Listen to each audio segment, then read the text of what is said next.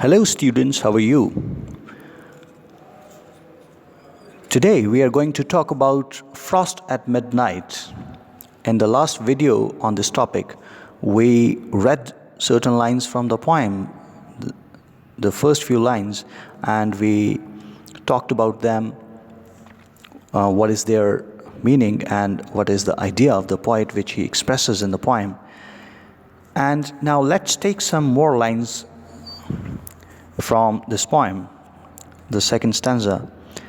How oft at school but oh how oft, how oft at school with most believing mind, presageful have I gazed upon the bars, to watch that fluttering stranger, and as oft with unclosed lids already had I dreamt of my sweet birthplace and the old church tower, whose bells the poor man's only music rang from morn to evening all the hot fair day, so sweetly that they stirred and haunted me with a wild pleasure falling on mine ear, most like articulate sounds of things to come.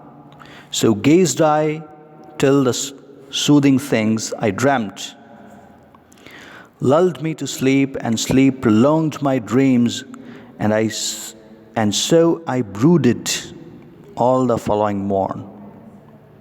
Awed by the stern preceptor's face, mine eyes fixed with mock study on my swimming book, save if the door half opened and I snatched a hasty glance, and still my heart leapt up, for still I hope to see the stranger's face, townsman or aunt or sister more beloved, my playmate, when we both were clothed alike. The poet here elaborates the idea. It is the time of night and everybody is asleep. The whole village is asleep.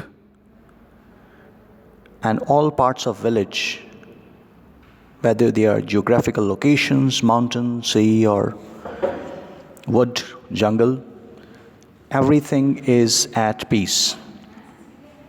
And it is only the poet who is waking at this time, and he is in a reflective, meditative mood. And his little child is sleeping by his side. The poet sees the low burnt flame on the grate, the dying flame, and his mood becomes pensive.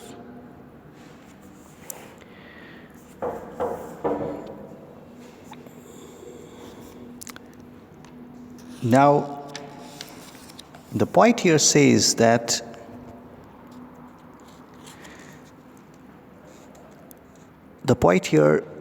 frost at midnight, the poem, The Frost at Midnight, it is one of those poems in which Coleridge freely describes nature, which are dedicated to nature, or we can say that in which he talks about nature. Here, under the influence of Wordsworth, Coleridge gives nature an independent entity capable of comforting mankind and of exerting on it a moral influence. But later he came to believe that nature does not have any life of its own, and we interpret various natural phenomena according to our own moods. This idea is clearly developed in Dejection and Ode, another poem by Coleridge. Here also in this poem we see that the poet says that it depends on our own mood, in what mood we are. If we are happy, things will appear to be gay, things will appear to be joyful to us, and if we are sad, things will appear to be sadder to us. The poet says when he was at school, he would often look at the grate. Grate is the fireplace where fire is lit.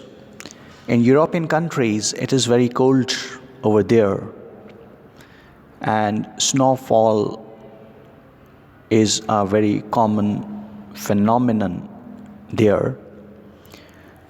So, in order to protect themselves, they build fireplaces in their homes. Nowadays, they use a different kind of gas, because now in modern times. But earlier, when there was no electricity, so they used to lit fire in a particular corner of the house, which was called fireplace. And grate was that iron plate on which the fire was burnt. The fire was lit. So the poet says that whenever in his childhood, during his childhood, he used to watch that grate,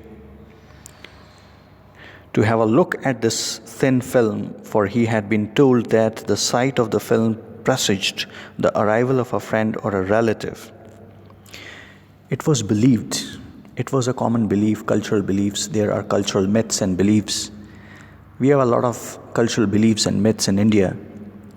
For example, whenever we see a crow sitting on a roof and cawing, making sounds, producing sounds, we say that some friend or relative is about to come.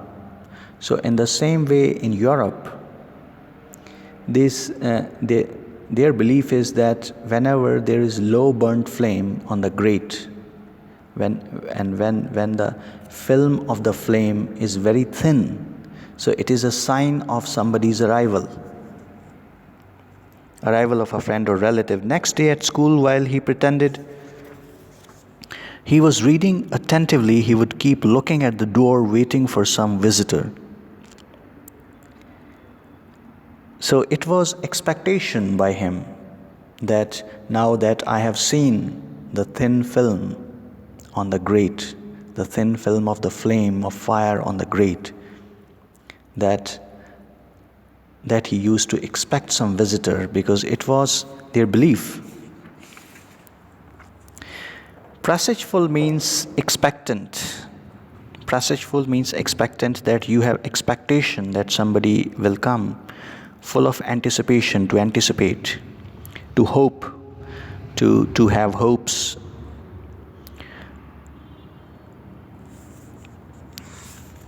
So, in these lines, the poet says that often when I was at school, I would look at the bars of the grate, and I used to believe that if I could see the fluttering film there, it would portend that some friend or relative would come to see me the next morning. Whenever I saw the fluttering film, I was transported in my imagination to my sweet native place with its old church tower, whose bells rang from morning to evening on the hot fair day. The tinkling of the church bells was the only music the poor villagers could enjoy. Their sweet music filled me with a kind of passionate joy and seemed to me the prophecy of future events. So these were the joys and the enjoyment and the joys and instances of happiness for the villagers. This is how they enjoyed. And the poet says that I would keep gazing at the film and imagine sweet things till I fell asleep. And of course, because childhood is so full of joy, so full of enjoyment, that children keep playing, and at the end of the day or during some intervals, they